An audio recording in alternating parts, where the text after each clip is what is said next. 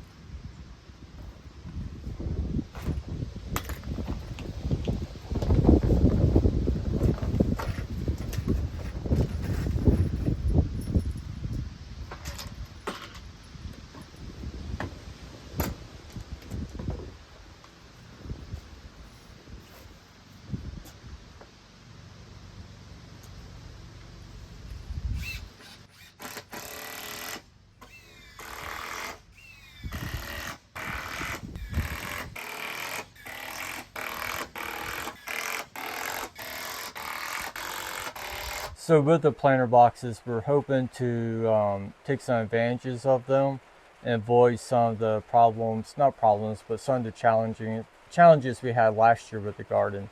One of the biggest ones being is weed control. Hopefully keeping them weed free and the pressure from weeds will be a lot less planting in the boxes.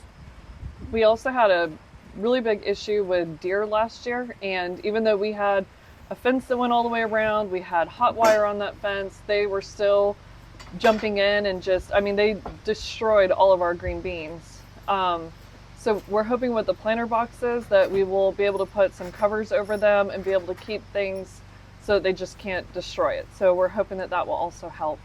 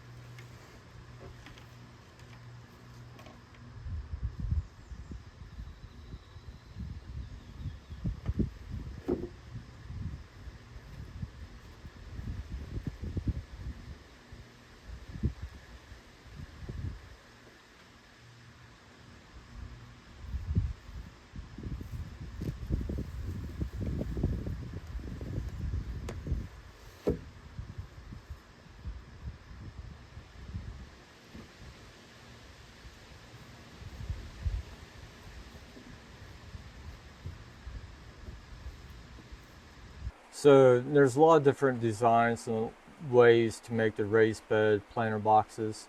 We use one of them. We used boards. We had a few extra boards from our deck, so that's what we built out of. The other one, we actually had a table that we had made out of heavy 2x6 and 2x8 lumber. So we modified that because we no longer needed a table, so we changed that up and made it to a raised bed. And we have one of our raised beds that we made last year that did not hold up for the full year. It has some design flaws. So we have turned around and modified that one so it's a little bit of wood, a little bit of metal. So we have a little bit of a hodgepodge collection of raised bed planter boxes this year.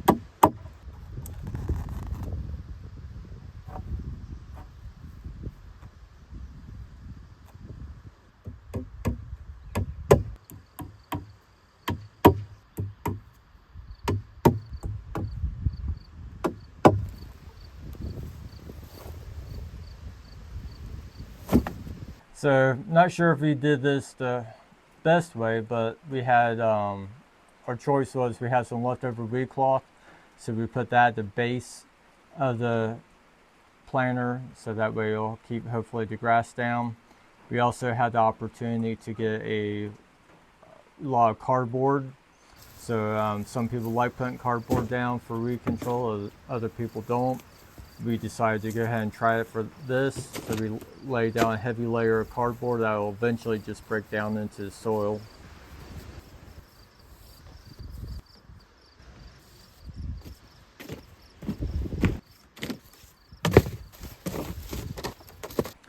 The other thing we did was we had some of the trees I cut down for firewood, some of the smaller branches that just broke apart when hit the ground that's kind of odd shape to use for firewood. We put a layer of that down. Two reasons for all this. One, all of it will break down and help add to the soil, but the other big reason is if we didn't fill that space up with something, that means we had to fill that space up with dirt and soil. So that means either a lot of shoveling to fill in full of dirt, or it means buying a lot of soil from somewhere. So I'm not a big fan of buying a lot of soil or doing a lot of shoveling.